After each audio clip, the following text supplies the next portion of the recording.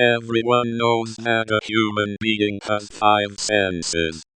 They are sight, hearing, smell, taste and touch. Many people believe that there is also a 6th sense. What if I told you that there are even more senses than 6?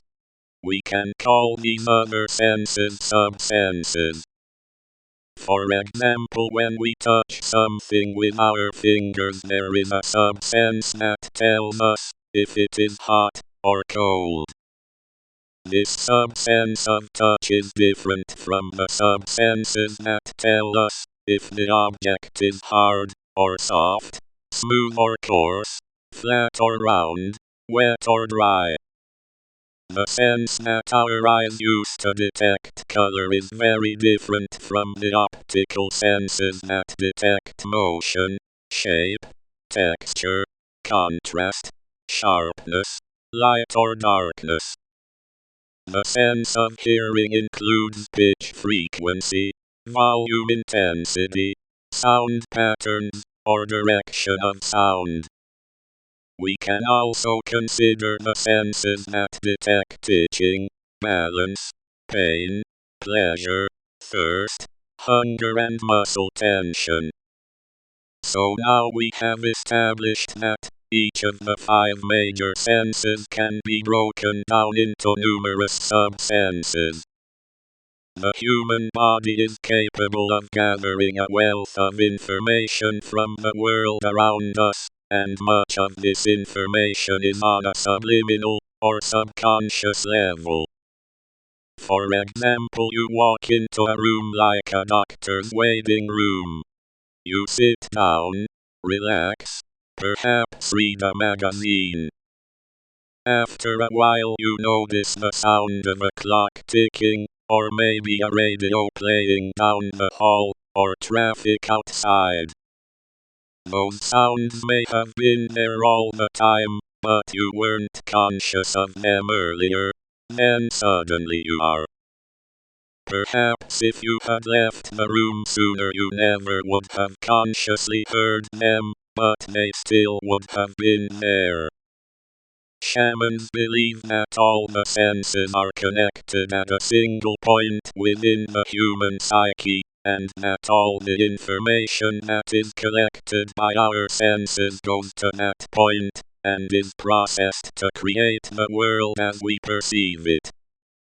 They also believe that, because the senses are all connected, if you improve one sense, other senses are also improved. Shamans spend a lot of time trying to improve their senses, frequently by hunting. This is where my story began. Many years ago, when I first became interested in hunting and wildlife photography, I wanted to improve my ability to find wildlife in the forests and fields. This meant improving my senses like hearing, smell and especially the ability to detect motion through vision. The ability to detect motion is primarily in our peripheral vision. That is the vision that is at the very outer edges of our sight, and to our sides. The reason peripheral vision is out of focus is because a sharp image is not as effective for detecting slight motion, or a change in scene. With peripheral vision you do not see something so much as you are aware of it. Try this experiment yourself. Look straight ahead, and do not move your eyes or head. Swing your arm back out of your line of vision, then slowly move it forward until it enters your peripheral vision. You cannot see your arm as clearly as with your forward vision, but your eyes are aware that it is there. In short, you sense its presence. One of the methods used by shamans to train their peripheral vision was to look straight ahead at the horizon as they walked, and to make themselves as aware as possible of the objects passing through their peripheral vision as they moved. That is how I trained myself to detect motion. If I was walking down a hallway or a trail in the woods, I would focus my eyes straight ahead and make myself aware of what was passing by the outer edges of my sight. When driving down a straight deserted road, I would do the same thing.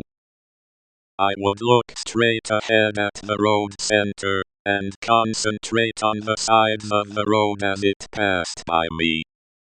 After a while, my peripheral vision became quite good at detecting motion, and I believe I saved myself from a fender bender or two as a result. Shamans believe that, because peripheral vision is designed by nature to make our eyes aware of things, that it is the key to psychic vision.